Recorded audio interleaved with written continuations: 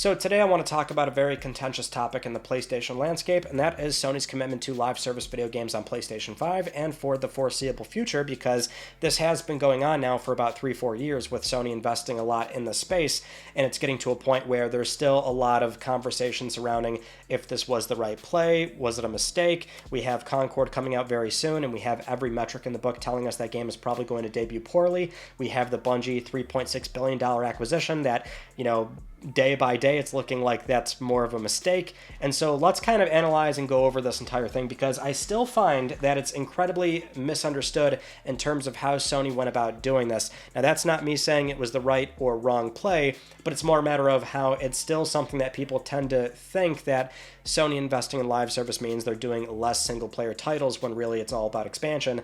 It's on top of what they've already been doing, and we can see that in plain sight from the studio acquisitions and investing in new studios in order to build these kind of experiences. So it is something where I think it's very fascinating to maybe go back 3-4 years and go over every sort of thing that's happened up to where we are now. And I think you start to see that the company is realizing, and maybe they're having a little bit of a reckoning internally, which is, yeah, these games are very hard to build, and we might be a little bit more conservative now going into this, and realizing that we can't necessarily throw a lot of games at the wall just to see what sticks. So going back to 2020 and around 2021, that was when a lot of the groundwork was laid out to begin their live service investment.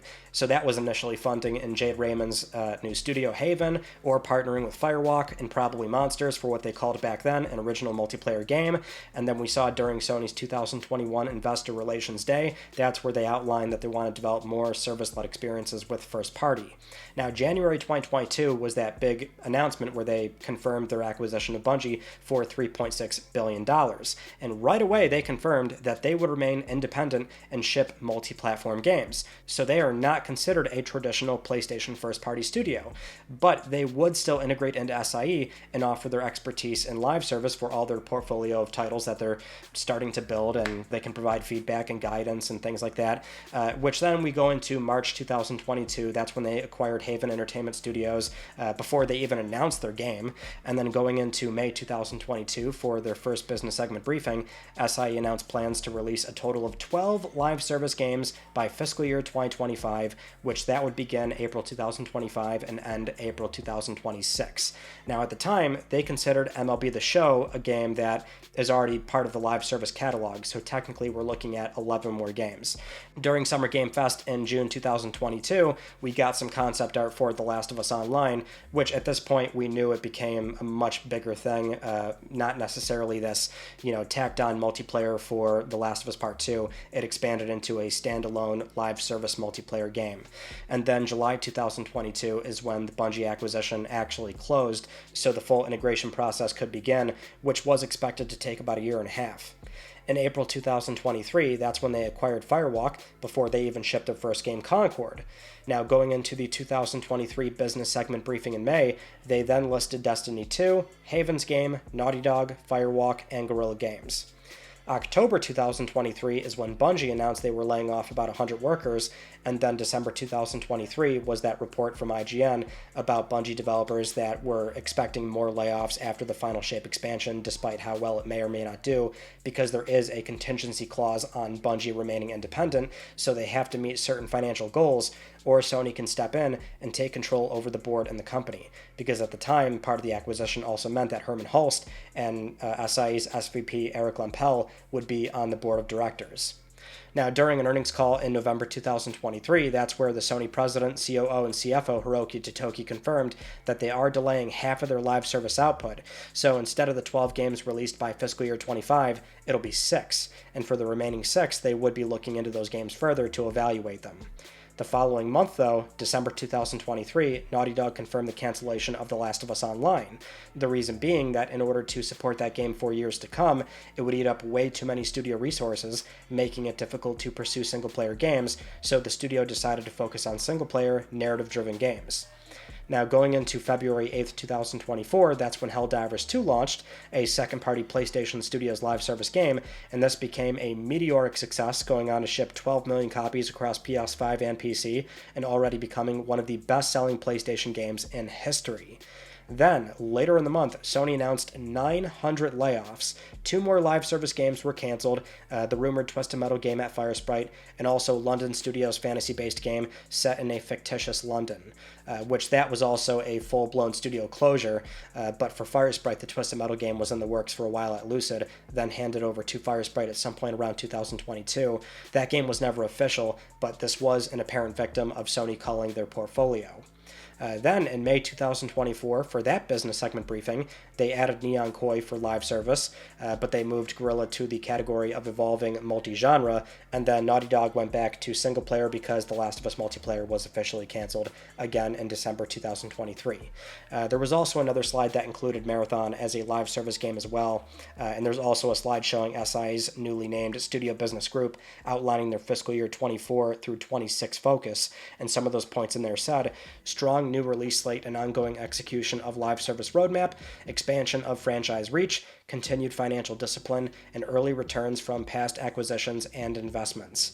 And then that gets us to the present day, with Bungie announcing another 220 layoffs, with 150 additional staff moving over to SIE, and then another 40 being spun off into a new PlayStation studio working on the incubation project that was going on at Bungie, codenamed Gummy Bears, which that was also shortly after the 2 open beta weekends for Firewalk's Concord, which, as we saw, that was not received very well and saw very little interest from the wider gaming community. So if we look at the entire sort of expected 12 live service game roadmap right now, the ones that have been out or are always going out every so often, that would be MLB The Show, obviously. But the other 2 ones are Helldivers 2, Destiny 2, Concord is about to be in there, but the other games will be fair games, and then Marathon, Guerrilla's multiplayer game, potentially that NCSoft Horizon MMO game, and then the Neon Koi mobile game as well. What's weird here is that Sony does not consider Gran Turismo 7 as a live service game, nor do they even so much as remind people of Destruction All-Stars, which that is, in a way, was certainly meant to be a live service game, but they're just kind of sweeping that one under the rug. But for the most part, that's where we are right now. And so with that context and that refresher, I mean, we can look at late 2023 and see that was where a lot of things transpired, where November, openly admitting 6 titles are delayed, and we're going to look at those 6 titles and evaluate them. December, Last of Us Online closed. Going into February, layoffs, 2 more live service games canceled, 1 studio closure. Then, of course, Bungie has their own turmoil going on because they're still primarily independent throughout this entire thing.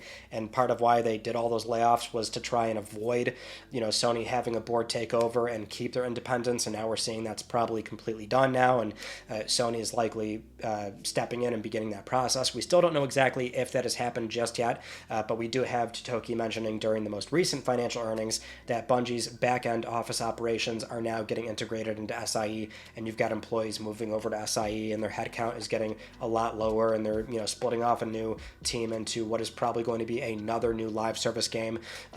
So in that sense, we can see where there's a lot more financial discipline from what is a reckoning in a way. But this is where I want to circle back to the beginning of the conversation where I said people completely misunderstand how Sony is choosing to invest in live service, because this again goes back to slides from the business segment briefing, because this was the really alarming thing at the time when these showed up, right? It's that graph where it shows PS5 investment by business model, and you can see fiscal year 22 and 25, the split is tremendously large, and it's favoring live service from 49% going into 55%, and so traditional single player is now 51 going into 45%. It's less than live service, but this is the part everybody overlooks, and that's that 45% in fiscal year 25 is a larger 45% than the 51 from the previous fiscal year, or fiscal year 19, where they were primarily making traditional single-player games at 88% of their investment portfolio, right? That 45% in fiscal year 25 is still larger than fiscal year 19, which implies a lot of the money that they're spending on making video games is still going to, in theory, the same amount of single-player titles. That goes into 2023, where the graph does change even more, so it's 60%, 40% for traditional single player, but again, the graph is still large enough to where it's the same investment type from fiscal year 19. And this is what I think is really, transpiring right now at SIE, right? And Bungie is a big thing. It's $3.6 billion. It was a massive acquisition. It's so easy right now to see what's happening with Bungie and coming to the conclusion of this was probably a big mistake. And no doubt they overpaid. Bungie was lying about financials, and there's so many former employees that are actually calling out Pete Parsons and not necessarily Sony, which is really alarming given that it really highlights just how bad of a spot Bungie was in with their cash flow and how much money they were burning and why they were trying to sell to somebody else, right? In theory, if Sony didn't buy them, if nobody else bought them, we might not even have Bungie and they would have went under. So here we are now. They've got Bungie and they're probably trying to make the best of what is not a situation that they were maybe expecting, right? The whole idea was, oh, okay, you guys can remain independent, but just, give us some feedback on all our other live service projects.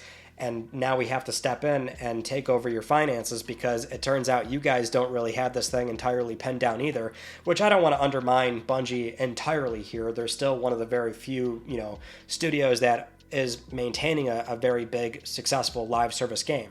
Successful, at least on the surface. But you get my point, right? There's still value in Bungie. It's just that I think now they're starting to realize, like, oh my God, this studio had an 800, 900 person headcount and then scaling up to 1,300 and trying to do multiple projects. And we can see just how much it takes to run one, and then so much as even humor the idea of doing one other project, that being Marathon, which is still coming. But, also having to chop off all these other incubation projects. And then one, I guess, was very, very promising. That's why we have Gummy Bears going into its own thing with PlayStation Studios. But it does seem like they're maybe trying to make the best of a scenario that they were not hoping would play out. That being, plan A was probably Bungie remains independent and then, hey, give us feedback. But now it's a matter of like, okay, we have to step in, fix financials. But I guess they still got the other half of the bargain, right? Which is the feedback. We can see all the canceled projects, and I mean, not necessarily good or bad news. I guess it depends on who you're asking. But the entire point of that feedback is to, then make a call on the problems that they maybe present with game X, Y, and Z. And this is the thing too, right? Mark Cerny preaches this a lot, which is cancel. This is something that's not nearly as well known, but Mark Cerny, as part of his Cerny method, which is the basic, sort of philosophy you go into when designing and making a game, and sort of milestone builds throughout that project, is a matter of, having that responsibility to cancel a game, even if you're in, let's say, 10, 20, $50 million, like The Last of Us multiplayer probably cost a substantial sum of money. But it's a matter of like, okay, if you ship it, how much more money does it cost to ship it? And then what kind of losses are you going to expect after that? And it's a matter of picking the outcome that loses you the least amount of money. And there's, of course, tax breaks for, say, canceling something before it ever comes out. But it's, that all goes into it, right? I mean, it's a vicious cycle, but it's one that we can see maybe they're starting to have more of that discipline. I mean, this was a big portion of that business segment briefing, is having financial discipline. I really think that one slide about their structured content portfolio was just so illuminating in that they still value those tentpole titles, which are existing hit franchises, new IP with high ambition. This is still the peak way they want to approach video games. It's a very straightforward but simple way to understand how they're approaching the portfolio going into the future years of PlayStation 5 and, of course, PlayStation 6 as well. Now, the real question in the here and now is, will they continue to invest the way that they have been in live service games, or be a lot more conservative now knowing what they do, right? I mean, there's no better lesson that can be learned from bringing in one of the most well-known live service teams out there and seeing firsthand exactly what goes into making those kind of games, with the studio headcount, resources, maintaining those games over a long-term, multi-year thing. I mean, there's so much that goes into it. There's no better lesson to learn than what played out the way that it did, right? So it was a very costly one.